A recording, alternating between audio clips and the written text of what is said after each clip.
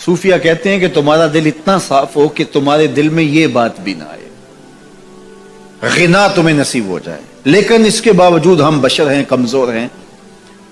تو کسی شخص کے پاس کوئی چیز دیکھی اور للچا گیا دل اس کی طرف، اور پھر اس کو حاصل کرنے کے لیے کوشش میں تردد میں لگ گیا، دل میں خیال بھی آتے ہیں، وسوسے بھی آتے ہیں، اور ایسی ایسی خواہشات جنم لیتی ہیں کہ انسان خود اپنے پہ ہنستا ہے، لیکن ایسی خواہشات جس کی اتباع میں چل پڑا، جس کی خواہش میں چل پڑا، تو یہ ہلاک کر دینے والی چیز ہے۔ آرزو کا پیدا ہو جانا، حتیٰ کہ آرزو تو آرزو رہی، وسوسے کے پیدا ہو جانے پر بھی پکڑ نہیں ہے اگر اس کی اتباع نہ کی جائے۔ صحابہ نے حضور سے عرض کیا، حضور ہمیں ایسے وسوسے آتے ہیں کہ اگر ہم بیان کر دیں تو قتل کر دیے جائیں، اتنا غلیظ خیال باز کا انسان کے دل کی تختی پہ آتا ہے، دماغ کی سکرین پہ ابھرتا ہے۔ تو فرمایا کہ تم کیا کرتے ہو؟ تو انہوں نے کہا کہ ہم اس کو جھٹکنے کی کوشش کرتے ہیں، جب اس طرح کا کوئی خیال آتا ہے تو بندہ اس کو جھٹکتا ہے، دور کرتا ہے، اور بندہ خوف زدہ ہوتا ہے اور اللہ کی پناہ میں آتا ہے، اور اس کی ایک حالت ہوتی ہے۔ تو اس حالت کا انہوں نے ذکر کیا کہ ہم تو پھر یہ کرتے ہیں۔ تو فرمایا کہ ذالک صریح الایمان، یہ تمہارے واضح ایمان کی علامت ہے کہ اس وسوسے کے بعد جو تمہاری طبیعت میں بے چینی اور بیزاری پیدا ہوئی، اور اس کو دھکیلنے کے لیے، اس کو خیال سے ہٹانے کے لیے، اس کو تصورات سے دور کرنے کے لیے جو تم نے کوشش کی، یہ تمہارا ایمان تھا جو کھڑا ہوا، اور تم اس سے بچنے کی کوشش کرتے ہو، تو یہ تمہارے ایمان کی علامت ہے۔ تو خالی وسوسہ اگر کتنا ہی غلیظ کیوں نہ ہو، اگر اس وسوسے کو خیال کا حصہ بنا کے اس سوچ کو لذت کا سبب نہ بنا لیا جائے،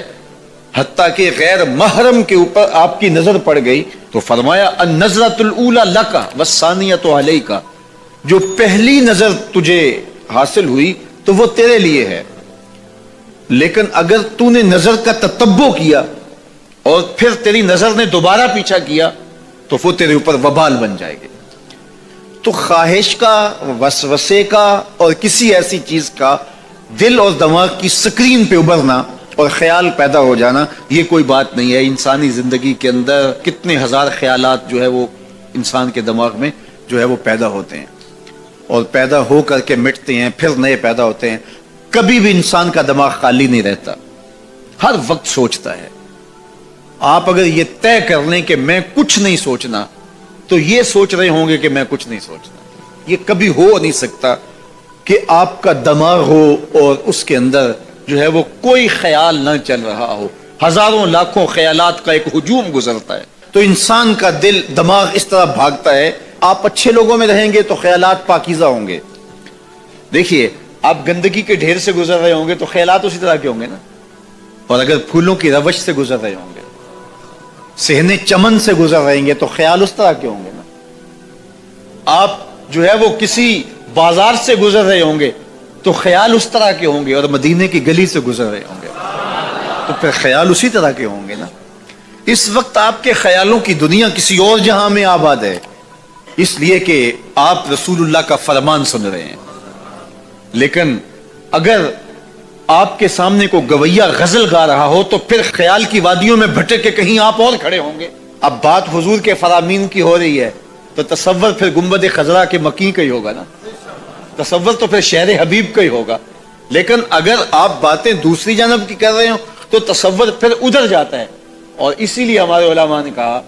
کہ گانے کی طرز پہ نعت نہیں پڑھنی چاہیے، اس لیے کہ گانے کی جو معروف طرز ہوگی،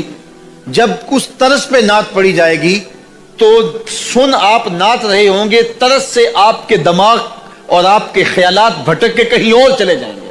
اس لیے یہ گوارا ہی نہیں ہے کہ ذکر رسول اللہ کا اور خیال کہیں اور جا رہا ہو، خیال آوارہ ہو اور بھٹک رہا ہو۔ جب تذکرہ حضور کا ہو رہا ہو تو خیال بھی گنبد خضرا کے مکی کا ہی ہونا چاہیے۔